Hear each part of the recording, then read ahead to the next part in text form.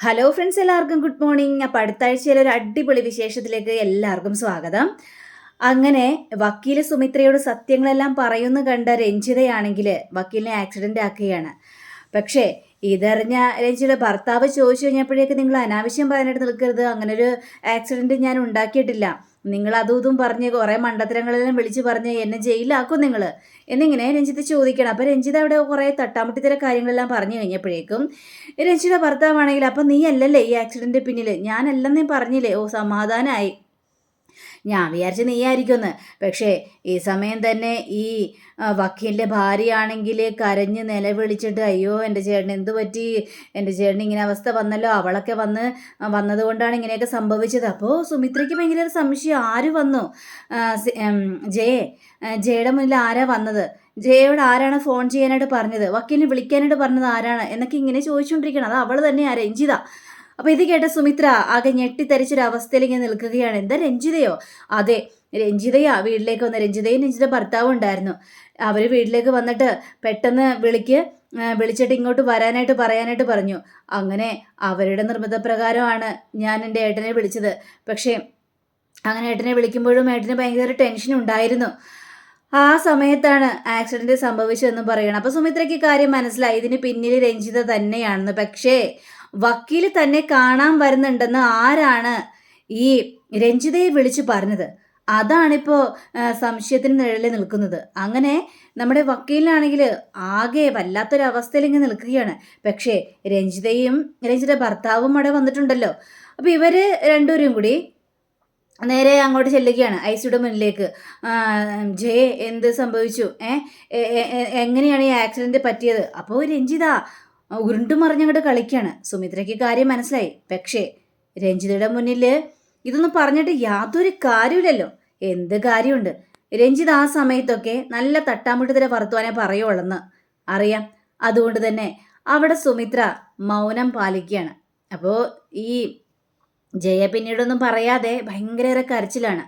അപ്പോൾ സുമിത്ര പറയുകയാണ്, ഏതായാലും ഒന്നും സംഭവിക്കില്ല, പലർക്കും പല കള്ളത്തരങ്ങളും ഉണ്ട്, പക്ഷേ എനിക്കൊരു കാര്യം മാത്രമേ ജയ പറയാനുള്ളൂ, ഭർത്താവിൻ്റെ കൂടെ എപ്പോഴും ഉണ്ടായിരിക്കണം. ഇനിയും അദ്ദേഹത്തിൻ്റെ ജീവൻ അപകടത്തിലാകുന്ന സിറ്റുവേഷൻ ഉണ്ടാകും, പക്ഷേ അതെല്ലാം നീ വേണം നോക്കിക്കോളാൻ എന്നൊക്കെ സുമിത്ര അങ്ങനെ പറഞ്ഞതിന് ശേഷം അവിടുന്ന് പോവുകയാണ്. സുമിത്രയ്ക്കാണെങ്കിൽ ആകെ സങ്കടം. വക്കീലിൻ്റെ നാവിൽ നിന്ന് കുറേ സത്യങ്ങളെല്ലാം അറിയാമെന്ന് വിചാരിച്ചുകൊണ്ടാണല്ലോ സുമിത്ര പോയത്.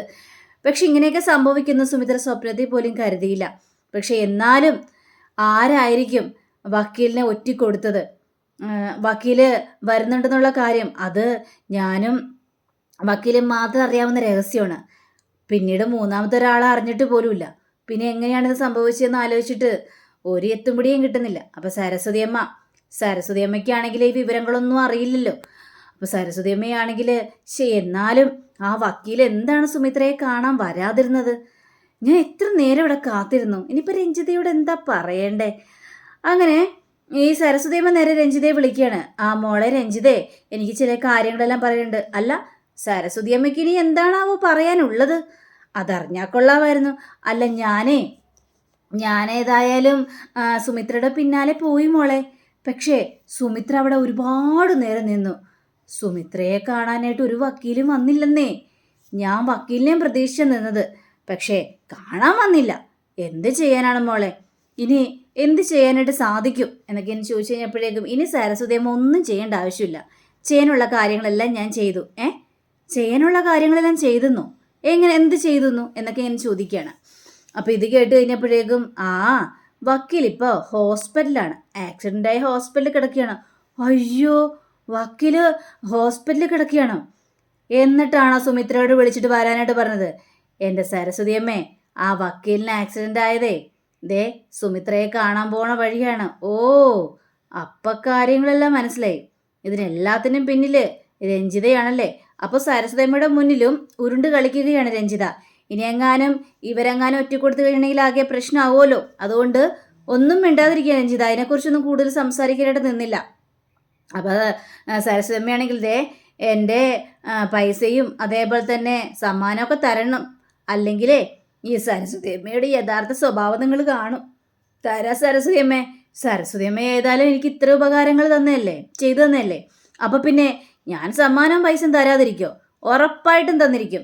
അതിനെക്കുറിച്ച് ഓർത്തൊന്നും യാതൊരു ടെൻഷനും വേണ്ട എന്ന് ഇങ്ങനെ സംസാരിക്കുകയാണ്. അങ്ങനെ സരസ്വതി അമ്മയാണെങ്കിൽ സ്വർഗ്ഗലോകം കിട്ടിയ സന്തോഷത്തിലാണ്. അങ്ങനെ നമ്മുടെ സുമിത്ര നേരെ വീട്ടിലേക്ക് വരികയാണ്. സുമിത്ര നേരെ വീട്ടിലേക്ക് വന്നു കഴിഞ്ഞപ്പോഴേക്കും ദേ ഇരിക്കുന്നു ശീതള്. അപ്പം ശീതളിനോട് ചോദിക്കണം, മോളെ നീ ഇത് എപ്പോൾ വന്നു മോളെ? കുറേ നേരമായി. ഞാൻ കുറേ നേരമായി അമ്മ വന്നിട്ട്. അമ്മ ഇത് എവിടെ പോയായിരുന്നു? മോളെ ഉണ്ട്, ഞാൻ ചിലവരെ കാണാനായിട്ട് പോയതാണ്. പക്ഷേ എന്തോ കാണാനായിട്ട് പറ്റിയില്ല എന്നും പറയുകയാണ്. പല സത്യങ്ങളും അറിയാൻ വേണ്ടിയാണ് ഞാൻ പോയത്, പക്ഷേ അതൊന്നും നടന്നില്ല എന്നും സുമിത്ര തുറന്നു പറയുകയാണ്. അപ്പോൾ ഇതൊക്കെ കേട്ട ശീതളിനാണെങ്കിൽ ആകെ സങ്കടം തോന്നിയാണ്. അപ്പോൾ ശീതളോട് ചോദിക്കണം, നിനക്ക് എന്താ പറ്റിയത്? നീ എന്താ എന്നെ ഇത്ര നേരം കാത്തിരുന്നത്? നീ എന്താ വീട്ടിലേക്ക് പോകാതിരുന്നെന്ന് ചോദിച്ചു കഴിഞ്ഞപ്പോഴേക്കും ശീതളും ഭയങ്കര കരച്ചിൽ, എന്തെന്നില്ലാത്തൊരു കരച്ചിലാണ്. എനിക്ക് അമ്മനെ കാണണമെന്ന് തോന്നി. മനസ്സിൽ സങ്കടം വരുമ്പോൾ ഞാൻ അമ്മയല്ലാതെ പിന്നെ ആരെയാണ് കാണേണ്ടതെന്നൊക്കെ പറഞ്ഞുകൊണ്ട് ഭയങ്കര കരച്ചിലാണ്. മോളെ ഞാൻ പറഞ്ഞല്ലോ, നീ കുറച്ച് ദിവസം വന്ന് ഇവിടെ നിൽക്ക്, എന്നാലേ മോളുടെ മനസ്സിന് സമാധാനം കിട്ടുള്ളൂ. അപ്പോൾ സരസ്വതി ഇതെല്ലാം ഒളിഞ്ഞെന്ന് കേൾക്കുകയാണ്.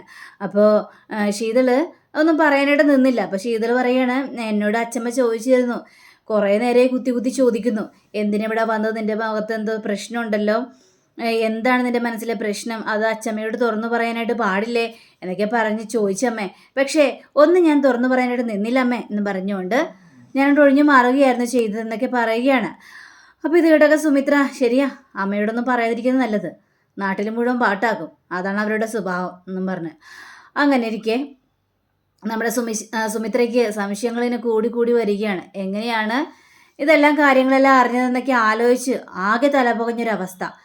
അങ്ങനെ നമ്മുടെ സരസ്വതി അമ്മയ്ക്ക് ഈ രഞ്ജിത കുറേ സാരി അതേപോലെ തന്നെ കുറച്ച് പൈസയും ഒക്കെ കൊടുക്കുകയാണ്. ഈ തള്ളയെ എങ്ങനെയെങ്കിലും ഒതുക്കി നിർത്തണമല്ലോ, അല്ലെങ്കിൽ ചിലപ്പോൾ തനിക്കത് ഭാരമായിട്ട് മാറും. അതുകൊണ്ട് എങ്ങനെയെങ്കിലും ഒതുക്കി നിർത്തുകയാണ്. അപ്പോൾ വീണ്ടും സാരികളെല്ലാം കൊടുത്ത് ഈ സരസ്വതിയുടെ റൂമിൽ പോയിരുന്ന സാരികളെല്ലാം ഇങ്ങനെ നിരത്തി വെച്ചിട്ട് പൈസ എണ്ണുകയാണ്. അപ്പോൾ പൈസ എണ്ണുന്ന ആ സമയത്താണ് സുമിത്രയുടെ വരവ്. സുമിത്ര പുറകെ കൂടി വരികയാണ്.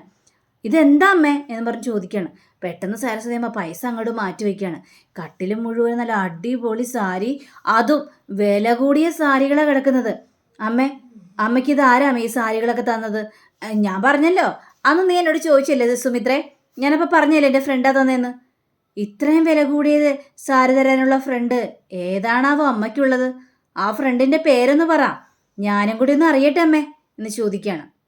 നീ പറയേണ്ട സുമിത്രേ, നിന്നോട് ഞാൻ എന്തെങ്കിലും കാര്യങ്ങളെല്ലാം ചോദിക്കുമ്പോൾ നീ അത് പറയാനൊന്നും തയ്യാറല്ലല്ലോ. അമ്മ ആ കാര്യത്തിൽ ഇടപെടണ്ട എന്നാണല്ലോ എന്നോട് പറയുന്നത്. അതേപോലെ തന്നെ എനിക്ക് സാരി കിട്ടും, നീ സാരിയൊന്നും മേടിച്ചു തരുന്നില്ലല്ലോ, നല്ലൊരു ഡ്രസ്സ് മേടിച്ചു തരുന്നില്ല. അപ്പം പിന്നെ ആരെങ്കിലും എനിക്ക് മേടിച്ചു തരട്ടെ സുമിത്രേ. നീ എന്തിനാ അതിൽ കയറി കൂടുതൽ ഇടപെടാനായിട്ട് നിൽക്കുന്നത്? വേണ്ട, ആ കാര്യത്തിൽ നീ കൂടുതൽ ഇടപെടാനായിട്ട് നിൽക്കേണ്ട സുമിത്രേ എന്നും പറഞ്ഞുകൊണ്ട് അവിടെ സരസ്വതി അമ്മ ഒഴിവൊക്കെ പറയുകയാണ്. അപ്പോൾ ഈ സുമിത്രയ്ക്ക് ഭയങ്കര സംശയമാണ്, എങ്ങനെ സരസ്വതി അമ്മയ്ക്ക് ഇത്രയും സാരികളെല്ലാം കിട്ടി, അതും വില കൂടിയ സാരികൾ. സരസ്വതി അമ്മ പല പ്രാവശ്യം ഈ സുമിത്ര സംസാരിക്കുമ്പോഴൊക്കെ ഒളിഞ്ഞെന്ന് കേൾക്കുന്നുണ്ടല്ലോ. അപ്പോൾ സുമിത്ര പെട്ടെന്നൊരു കാര്യം ആലോചിക്കുകയാണ്. അന്ന് മോളെ ആരാണ് മോളെ വിളിച്ചതെന്ന് ചോദിച്ചു കഴിഞ്ഞപ്പോഴേക്കും അത് പിന്നെ വക്കീലാണ്, രോഹിത്തിൻ്റെ വക്കീലാണ് എന്ന് പറഞ്ഞ കാര്യം സുമിത്രയുടെ ഓർമ്മയിലേക്ക് വരികയാണ്. ദൈവമേ, ഇനി അമ്മയായിരിക്കും ഈ സത്യങ്ങളെല്ലാം പറഞ്ഞത് എന്ന് ആലോചിച്ച് ആകെ തലപൊകഞ്ഞ് നിൽക്കുകയാണ്. അങ്ങനെ പിന്നീട് നമ്മുടെ അനിരുദ്ധ് വല്ലാത്ത ടെൻഷനിൽ അങ്ങോട്ടും ഇങ്ങോട്ടും നടക്കുക. രാത്രിയൊന്നും ഉറക്കമില്ലാതെ ബാൽക്കണി കൂടി അങ്ങോട്ടും ഇങ്ങോട്ടും നടക്കണം. അപ്പോൾ അനന്യ വന്നിട്ട്, എന്താ അനിരുദ്ധ, നീ എന്താ കിടന്ന് ഉറങ്ങുന്നില്ലേ എന്നൊക്കെ ചോദിക്കുകയാണ്. എനിക്ക് ഉറക്കമൊന്നും വരുന്നില്ല. എങ്ങനെ ഉറക്കം വരും? എനിക്ക് എൻ്റെ അമ്മയെക്കുറിച്ചുള്ള ചിന്തകൾ മാത്രമേ ഉള്ളൂ. എൻ്റെ അമ്മ എപ്പോഴും എൻ്റെ അടുത്തുള്ളതുപോലെ എനിക്ക് തോന്നുന്നു. എൻ്റെ അമ്മ മരണപ്പെട്ടല്ലോ. എൻ്റെ അമ്മ അടുത്തുണ്ടായിരുന്നെങ്കിൽ എനിക്ക് ഈ ഒറ്റപ്പെട്ടൊരവസ്ഥ ഉണ്ടാവില്ലായിരുന്നു. എൻ്റെ സങ്കടങ്ങളൊക്കെ പറയാനായിട്ട് എൻ്റെ അമ്മ എൻ്റെ അടുത്ത് വന്നിരുന്നാനായിരുന്നു. അപ്പോൾ അമ്മയെക്കുറിച്ചുള്ള കാര്യങ്ങളെല്ലാം ഈ അനിരുദ്ധ് പറയുകയാണ്. പക്ഷേ അനന്യയ്ക്ക് സത്യം അറിയാം, എന്നിട്ട് പോലും അനിരുദ്ധിനോട് ആ സത്യം പറയാനായിട്ട് അനന്യ തയ്യാറാവുന്നില്ല. ഇനി അതാവ് എന്തെങ്കിലും സത്യം പറഞ്ഞു കഴിഞ്ഞിട്ടുണ്ടെങ്കിൽ അനിരുദ്ധ് പ്രശ്നം ഉണ്ടാക്കുമോ എന്നൊക്കെ ആലോചിച്ചായിരിക്കും നമ്മുടെ അനന്യ പറയാത്തത്. എൻ്റെ അമ്മയെ എനിക്ക് ഒരുപാട് മിസ് ചെയ്യുന്നുണ്ട്. അതൊക്കെ ആലോചിച്ച് ഭയങ്കര സങ്കടം തോന്നുന്നുണ്ട് എനിക്ക് എന്നൊക്കെ പറയുകയാണ് നമ്മുടെ അനിരുദ്ധ്. പിന്നീട് അങ്ങനെ ഇരിക്കുക നമ്മുടെ സുമിത്ര നേരെ സരസ്വതിയമ്മ വിളിക്കുകയാണ്. അമ്മേ, ഞാൻ വക്കീലിനെ കാണാൻ പോയ കാര്യം ആരോടെങ്കിലും പറഞ്ഞോ? വക്കീലോ? ഏത് വക്കീല്? എവിടുത്തെ വക്കീല് എന്ന് സരസ്വതിയമ്മ ഇങ്ങനെ ചോദിച്ചുകൊണ്ടിരിക്കുകയാണ്. അമ്മ, എൻ്റെ മുന്നിൽ ഉരുണ്ട് കളിക്കേണ്ട ആവശ്യമില്ല അമ്മേ. അതായത് ഞാൻ വക്കീലിനെ കാണാൻ പോയ കാര്യം രഞ്ജിതയോട് പറഞ്ഞോ എന്നാണ് ഞാൻ ചോദിച്ചത്. ഇത് കേട്ട സരസ്വതി അമ്മയാണെങ്കിൽ എന്തെങ്കിലും പറഞ്ഞു കഴിഞ്ഞാൽ സുമിത്ര ഇവിടെ നിന്ന് അടിച്ചു പുറത്താകും. അതുകൊണ്ട് രഞ്ജിതയോ? ഏത് രഞ്ജിത? ഓ, മനസ്സിലായി. രോഹിത്തിൻ്റെ പെങ്ങളല്ലേ? അല്ല, ഏത് വക്കീലിനെ കാണാൻ പോകുന്ന കാര്യമാണ് സുമിത്ര നീ പറയുന്നത്? എനിക്കറിയാൻ പാടാത്ത കാര്യങ്ങളെല്ലാം നീ എന്നോട് ഇങ്ങനെ പറഞ്ഞുകൊണ്ടിരുന്നുണ്ടെങ്കിൽ എങ്ങനെയാണ് സുമിത്ര ശരിയാവുന്നത്? എനിക്കൊരു വക്കീലിനെ അറിയില്ല. നീ ഏത് വക്കീലിനെ കാണാൻ പോയെന്ന് എനിക്ക് എങ്ങനെ അറിയാം? അല്ല, ഞാൻ നീ വക്കീലിനെ കാണാൻ പോയ കാര്യം ഞാനെന്തിനാ രഞ്ജിതയോട് പറയുന്നത്? അതിൻ്റെ ആവശ്യം എന്താണ്? അമ്മേ, വേണ്ടമ്മേ, എൻ്റെ മുന്നിൽ കിടന്ന് ഒരുപാട് അങ്ങോട്ട് ഉരുണ്ട് കളിക്കരുത്. അമ്മയുടെ കയ്യിൽ കുറേ സാരികൾ പൈസയുണ്ടെന്ന് എനിക്ക് മനസ്സിലായി. അതുകൊണ്ട് അമ്മ എൻ്റെ മുന്നിൽ കിടന്ന് കൂടുതൽ ഉരുണ്ട് കളിക്കാൻ നിൽക്കരുത്. അമ്മയുടെ നാവിൽ നിന്നാണ് രഞ്ജിത ഈ സത്യങ്ങളെല്ലാം അറിഞ്ഞിട്ടുണ്ടെന്ന് ഞാൻ അറിഞ്ഞു കഴിഞ്ഞിട്ടുണ്ടെങ്കിൽ പിന്നെ അമ്മയ്ക്ക് ഈ വീട്ടിൽ സ്ഥാനം ഉണ്ടാവില്ല. അമ്മയെ അടിച്ച് ഞാൻ പുറത്താക്കും. പല പ്രാവശ്യം ഞാൻ പറഞ്ഞിട്ടുണ്ട്, അനാവശ്യ കാര്യങ്ങളിൽ കയറി ഇടപെടാനായിട്ട് നിൽക്കരുതെന്ന്. ഈ കുടുംബത്തിൽ നിന്നുകൊണ്ട് എനിക്ക് തന്നെ പാരയായിട്ട് മാറുകയാണ് അമ്മ എന്നിങ്ങനെ ചോദിക്കുകയാണ്. സുമിത്ര, നീ അനാവശ്യ കാര്യങ്ങളൊന്നും പറയേണ്ട സുമിത്രേ. അങ്ങനെയൊന്നും ഒരു സംഭവം ഉണ്ടായിട്ടില്ല. അപ്പോൾ സുമിത്രേ, നീ ഇപ്പോൾ എന്നോട് കുറേ ക്വസ്റ്റ്യനൊക്കെ ചെയ്തു. നീ നിൻ്റെ മോളെ ഒന്ന് ശ്രദ്ധിക്കുന്നത് നല്ലതായിരിക്കും. ഞാൻ എൻ്റെ മോളെ നന്നായിട്ട് ശ്രദ്ധിക്കുന്നുണ്ട്. ശ്രദ്ധിച്ചോ? ശ്രദ്ധിച്ചില്ലെങ്കിൽ നിനക്കായിരിക്കും കൂടുതൽ വിനയായിട്ട് പോകാൻ പോകുന്നത് എന്നൊക്കെ സുമിത്രയോട് പറയുകയാണ്. അങ്ങനെ ഇരിക്കെ നമ്മുടെ പങ്കജിൻ്റെ ബർത്ത്ഡേ വരികയാണ്. പങ്കജിൻ്റെ ബർത്ത്ഡേക്ക് ഭയങ്കര ആഘോഷിക്കാനുള്ള തയ്യാറെടുപ്പുകളെല്ലാം ചെയ്യുകയാണ്.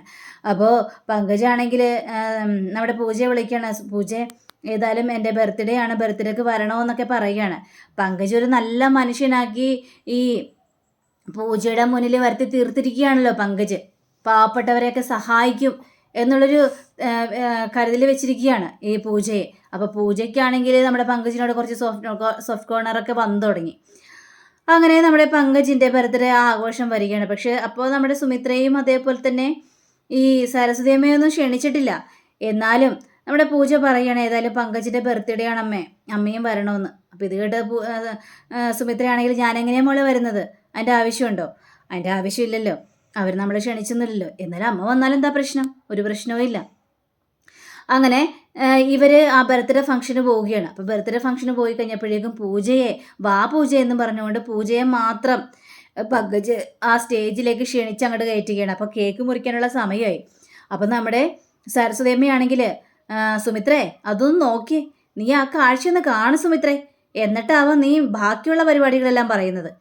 അങ്ങനെ നോക്കിക്കഴിഞ്ഞപ്പോഴേക്ക് നമ്മുടെ പങ്കജ് കേക്ക് മുറിക്കുകയാണ്. പൂജ അടുത്ത് പോയി നിൽക്കുകയാണ്. അപ്പോൾ അമ്മയ്ക്കും അച്ഛനും ആദ്യം വെക്കുന്നതിന് മുമ്പ് തന്നെ ഈ പൂജയുടെ വായിലാണ് ഈ പങ്കജ് കേക്ക് വെച്ച് കൊടുത്തത്. പക്ഷെ ഇതൊന്നും ഈ രഞ്ജിതയ്ക്ക് അത് തീരെ അങ്ങോട്ട് ഇഷ്ടപ്പെടുന്നില്ല. രഞ്ജിതയ്ക്കാകെ കാലി വരികയാണ്. പക്ഷെ എന്ത് ചെയ്യാം, ഈ സമയത്തൊന്നും പറയാനായിട്ട് പറ്റില്ലല്ലോ. അതുകൊണ്ടൊന്നും മിണ്ടാതിരിക്കുകയാണ്. അപ്പോൾ ഇത് കണ്ട സുമിത്രയ്ക്കാണെങ്കിൽ ആകെ ടെൻഷൻ തോന്നുകയാണ്. എന്തിനാണ് ഇവനോട് കൂടുതൽ അടുത്തിരിക്കുന്നത്? ഇതിൽ ഇപ്പോൾ അമ്മ പറഞ്ഞതുപോലെ എന്തെങ്കിലും കാര്യമുണ്ടോ എന്നൊക്കെ ഇങ്ങനെ സുമിത്രയും ആലോചിച്ച് തുടങ്ങിയിരിക്കുന്നു. അപ്പോൾ ഇനി എന്തായിരിക്കും സംഭവിക്കാനായിട്ട് പോകുന്നത്? ഇനി അനിതും സുമിത്രയും കാണാനായിട്ട് അധികം ദൂരവും ഇല്ല. സത്യങ്ങളെല്ലാം സുമിത്ര അറിയാനായിട്ട് പോവുകയാണ്. അപ്പോൾ അടുത്ത ആഴ്ചയിലെ എപ്പിസോഡും ഇത് തന്നെയായിരിക്കും. അപ്പോൾ എല്ലാവർക്കും നല്ലൊരു ശുഭദിനം ആശംസിച്ചു. നമസ്കാരം. Thank you. ബൈ.